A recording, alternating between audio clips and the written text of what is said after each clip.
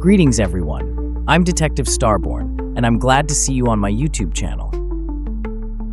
Please be sure to subscribe and turn on notifications so you don't miss out on new and interesting videos. Thank you, and enjoy watching. March 28, 2014, Brisbane, Australia. Kurilpa Park, located near the river between the Gat and William Jolly bridges, was hit by a storm. The heavy rain left the park virtually empty. Usually, this place attracted people who went jogging, walked their dogs, or met with friends. But in these early morning hours, only a few people were in the park. Among them, someone noticed a woman who appeared to be sleeping on a bench under a shelter near the river. Assuming she was homeless, most people walked past without paying attention. However, one passerby, reportedly either a jogger or a homeless man, decided to check on her condition. He removed the newspaper and jacket covering her and discovered she was completely unclothed.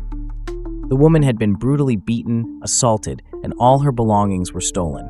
She wasn't breathing and had no pulse. Attempts to resuscitate her proved unsuccessful. She was dead.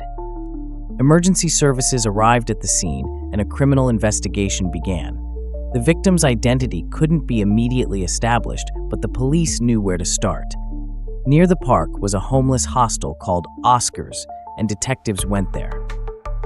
This place operated under a strict curfew, requiring all residents to be in their rooms by 9 in the evening. Violating this rule could lead to eviction. The police checked if all guests were in their places and discovered that one hadn't returned for several nights. He had left all his belongings at the hostel and disappeared. At this time, thousands of miles away from Brisbane, in France, a young man sat at his computer browsing social media. He came across a Brisbane police post that showed photos of jewelry found on the victim.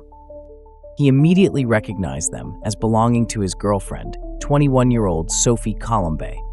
Police confirmed that the deceased was likely an international student from France who had been living in Australia for about a year.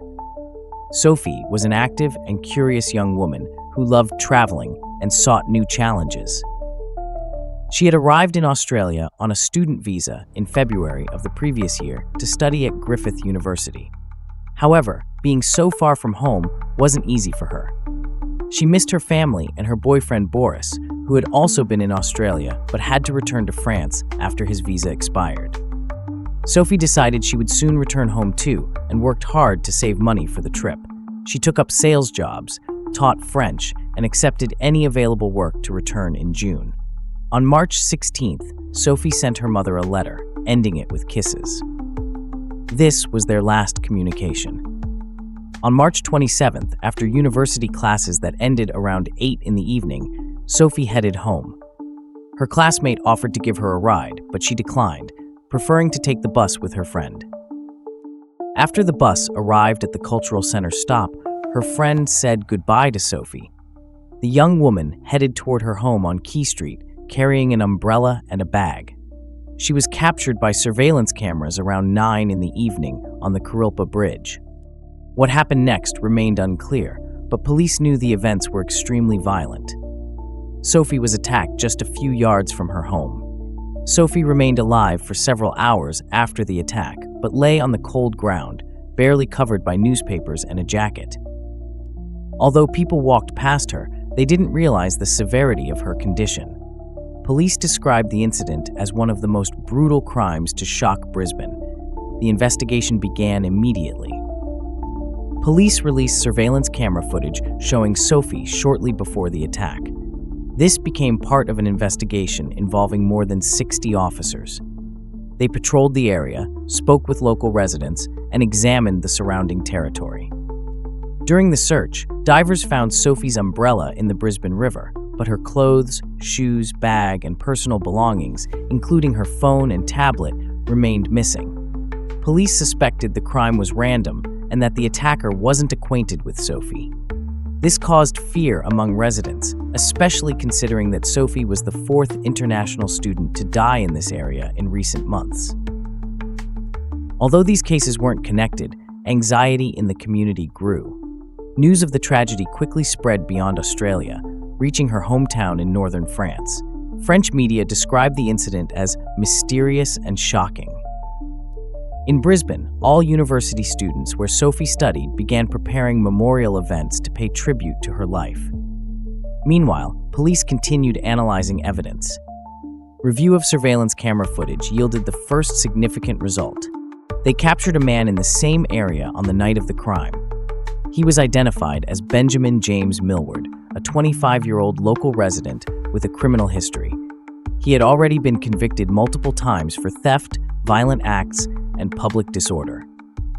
In December 2012, he was released from prison, but soon violated his parole conditions and was rearrested. He was finally released in July 2013. Surveillance footage confirmed his presence in the area on the night Sophie died. Police established his description: a man of average height with proportional build, light hair, and a dragon tattoo on his chest. He was declared wanted. Local residents were shown his photographs and asked not to approach him if spotted, as he could be dangerous. As the investigation progressed, patrols in Brisbane intensified and officers continued gathering information and searching for evidence that could lead to the suspect's arrest. Police continued searching for Benjamin Milward. Surveillance cameras recorded him at South Brisbane Station at 11:23 in the evening on the night of the crime. Later, he was spotted again at Bowen Hills Station, where he appeared concerned and headed toward Abbotsford Road. It's believed he spent the night near the airport before boarding a train heading to Warner Lake Station. According to investigators' assumptions, he continued his journey on foot and by hitchhiking to reach Ballina.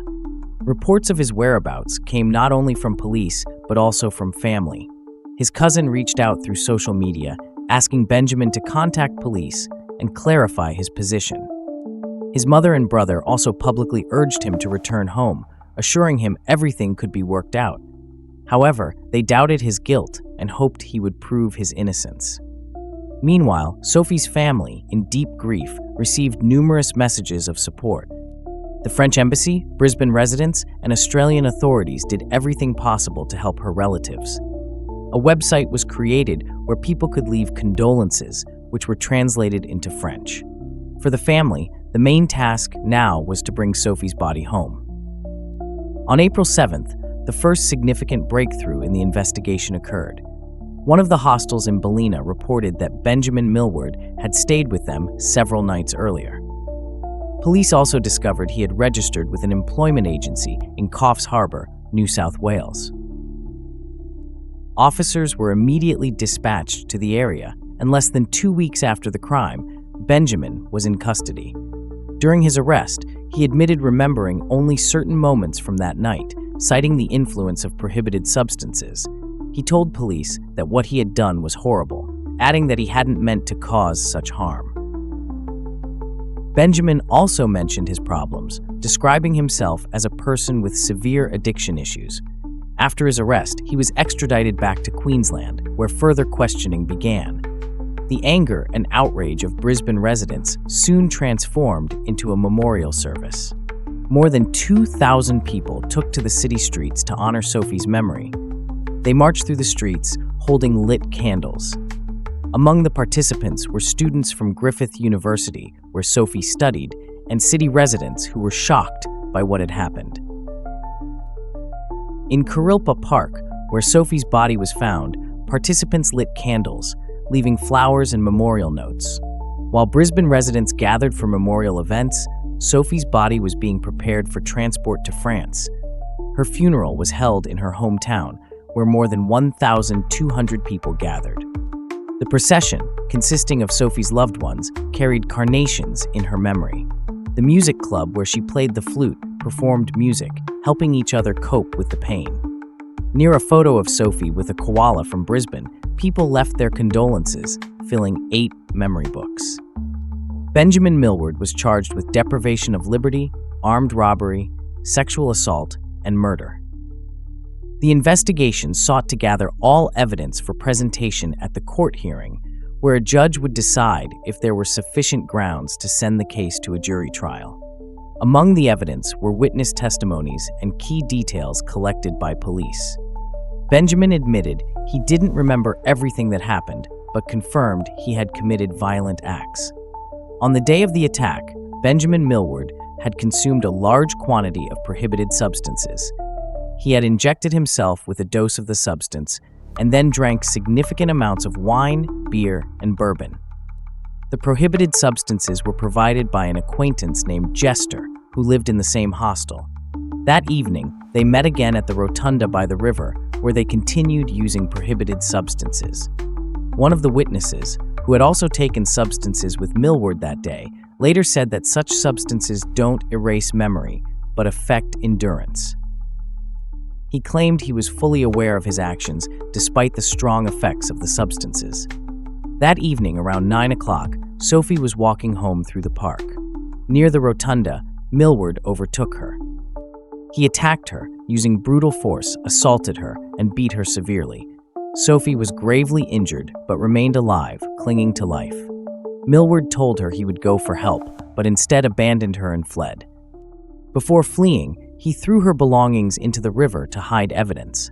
After the attack, he tried to leave. First, he bought a train ticket to Ipswich but didn't use it. Instead, he headed to Coffs Harbour in New South Wales. That's where he was later arrested. A key piece of evidence in the case was DNA found under Sophie's fingernails. Experts determined that the likelihood of the sample belonging to Milward was 1.1 million times higher than the probability it belonged to someone else. During preliminary hearings, Milward admitted his guilt. He stated that he didn't remember everything that happened that night, but recognized that he had committed something terrible. He was also credited with attempting to apologize to Sophie's family, which he expressed in a letter. However, these apologies found no response from the deceased's family. Sophie's family flew in from France to attend the trial.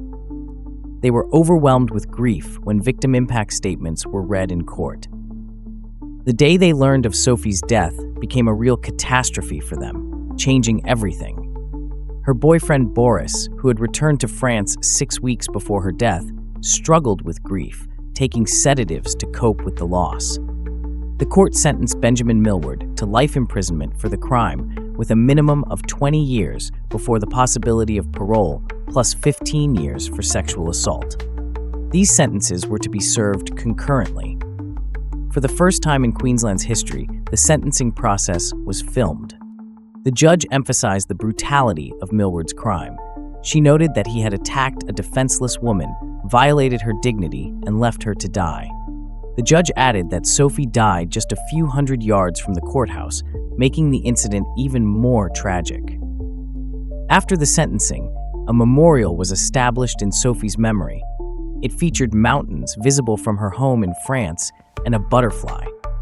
Sophie's brother shared that the butterfly held special meaning for them. A few days after her death, one landed on his hand, as if offering support. Sophie's story became another reminder of women's vulnerability and how society responds to such tragedies. In Australia, thousands of people took to the streets to express their support and solidarity, refusing to let memory fade of those who became victims. Sophie was found in critical condition, but was still alive after the attack. However, people passing by didn't realize the severity of her condition, making the incident even more tragic. The realization that she might have been helped if someone had noticed in time brings deep pain to all involved in this case. She was a bright personality whose presence filled those around her with warmth and joy. Sophie never feared challenges, whether big or small, and always sought to take advantage of every opportunity life offered. Her family spoke of her as someone whose life was filled with kindness, full of energy, and constant happiness. She was always smiling, and her optimism inspired everyone around her. Sophie was not only a daughter and sister, but also a close friend to those who knew her. Her family believed she would always remain part of their lives, present in every ray of sunshine, in every flower, and in every glimpse of light. Thank you for watching this video, and please don't forget to subscribe to my channel.